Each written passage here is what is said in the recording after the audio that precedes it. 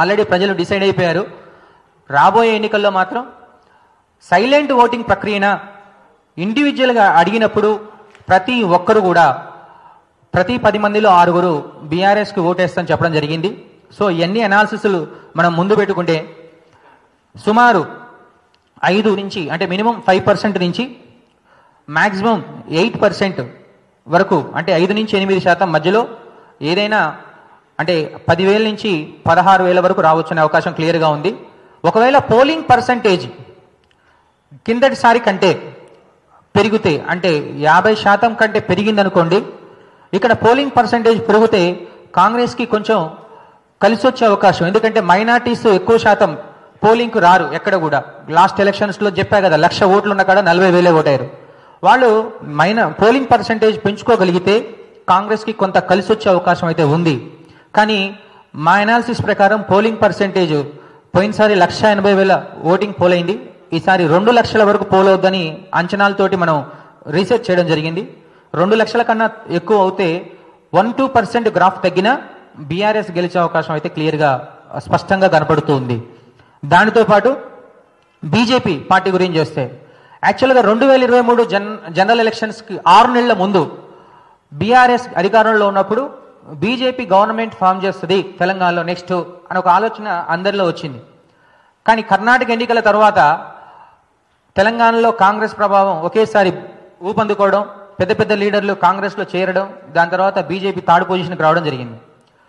తెలంగాణలో కాంగ్రెస్ గవర్నమెంట్ ఏర్పడ్డాక బీఆర్ఎస్ పని అయిపోయింది, నెక్స్ట్ బీజేపీ వస్తుంది అన్న ఆలోచన కూడా గవర్నమెంట్ ఏర్పడ్డాక బీజేపీకి మంచి రోజులు వస్తున్నాయి అన్న ఆలోచన ఉంది.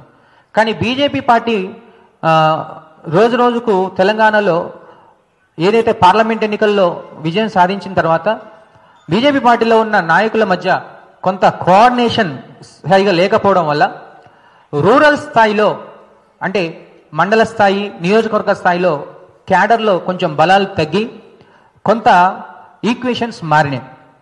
అదేవిధంగా రీసెంట్గా మనం గమనిస్తే బీజేపీ పార్టీలో వాళ్ళు నియోజకవర్గ స్థాయి నాయకుల్ని, జిల్లా స్థాయి నాయకుల్ని పెట్టుకున్నప్పటికీ బూత్ స్థాయి నాయకుల్ని పెట్టుకోవడంలో కొంచెం ఫెయిల్ అయ్యి రూరల్ ప్రాంతాల్లో బీజేపీ అనేది కొంచెం ఫెయిల్ అయిపోయింది.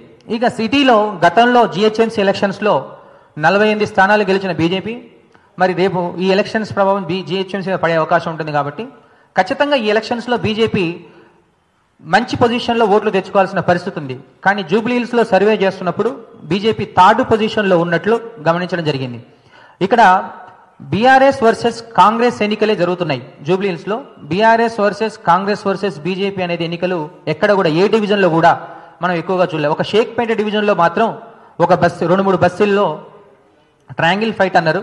మిగిలిన అన్ని డివిజన్లలో కూడా బీఆర్ఎస్ వర్సెస్ కాంగ్రెసే ఎన్నికలు వాతావరణం ఏర్పడింది. బీజేపీకి గతంలో వచ్చిన ఓట్ల కంటే చాలా తక్కువ ఓట్లు అంటే బిలో 10% ఓట్స్ వచ్చే అవకాశాలు అయితే ఈ ఎన్నికల్లో జరగబోతుంది.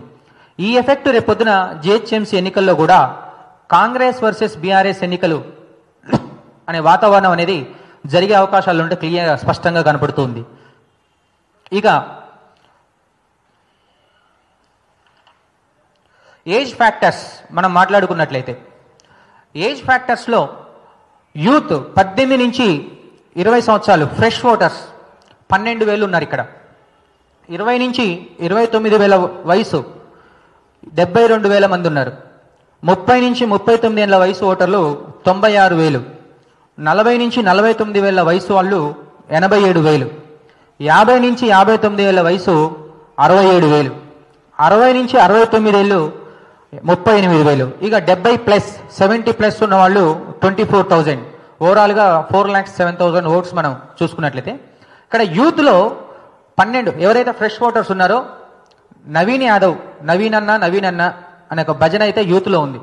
ఇది వినపడింది, కనబడింది నియోజకవర్గంలో. కానీ వీళ్ళ సంఖ్య చాలా తక్కువ అంటే 12,000 ఉంది. కాబట్టి ఇది గెలుపు ఓటముల్ని నిర్ణయించేదిగా ఉండదు. కానీ 30 నుంచి 50 ఏళ్ళు 60 ఏళ్ల వయసు ఉంటే 2.5 లక్షలు వీళ్ళే ఉన్నారు. ఈ 2.5 లక్షల్లో మహిళా ఓటర్లలో ప్రతి 10 మందిలో 6-7 బీఆర్ఎస్కి అనుకూలంగా ఉన్నారు.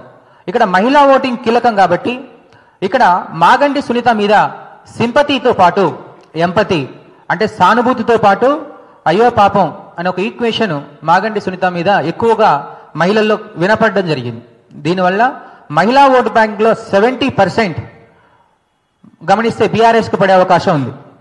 ఇంకా పురుషులలో ఏంటంటే పాత ఓటర్స్, జూబ్లీహిల్స్ సాంప్రదాయ ఓట్ బ్యాంక్, పాత ఓటర్స్ అంటాం, ఫస్ట్ నుంచి ఉన్న ఓటర్స్, వాళ్ళ సంఖ్య చాలా తక్కువ, 50 నుంచి 70 వేలే. వాళ్ళలో మాత్రం కాంగ్రెస్ మీద కొంత వ్యతిరేకత ఉంది. అభ్యర్థి ఒక నెరేషన్ బేస్ చేసుకోవచ్చు, కాంగ్రెస్ పార్టీ బేస్ చేసుకోవచ్చు. పాత ఓటర్లలో మాత్రం ఇక్కడ కాంగ్రెస్ మీద వ్యతిరేకత ఉంది, బీఆర్ఎస్ మీద కొంత పాజిటివ్ దృక్పథం ఉంది. అదేవిధంగా కొంత ఓట్ బ్యాంక్ బీజేపీ కూడా పాత ఓటర్స్లో మారుతుంది. ఇదే రకంగా 60+ ఓటర్స్లో చూస్తే వీళ్ళు 60,000 ఉన్నారు మొత్తం, 60 నుంచి ఇక పైన. ఈ 60,000లో 50-50 అటు కాంగ్రెస్ ఇటు బీఆర్ఎస్కి 50-50గా ఉండడం గమనించడం జరిగింది. అంటే ఇక్కడ మనం ఓవరాల్గా చూస్తే యూత్లో నవీన్కి ఫాలోయింగ్ ఉన్నప్పటికీ, నవీన్ యాదవ్కి, మహిళల్లో మాత్రం మాగంటి సునీతకి ఎక్కువ శాతం ఫాలోయింగ్ ఉంది.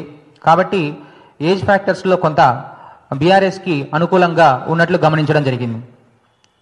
ఇక ప్రభుత్వ పాలన మీద ప్రజల తీర్పు, అసలు ప్రజలు ఏం కోరుకుంటున్నారు మీద చూస్తే 2 సంవత్సరాల ఇంకొక 1 మంత్లో నవంబర్ 30 అంతే అనుకుంటా కదా, నవంబర్ 30 2 సంవత్సరాలు ముగించుకుంటు 2 సంవత్సరాల ప్రభుత్వ పాలనలో మీరు గమనిస్తే రంగారెడ్డి, హైదరాబాద్, తెలంగాణ మొత్తం మీద ఉన్న పాపులేషన్లో ఈ రంగారెడ్డి, హైదరాబాదులోనే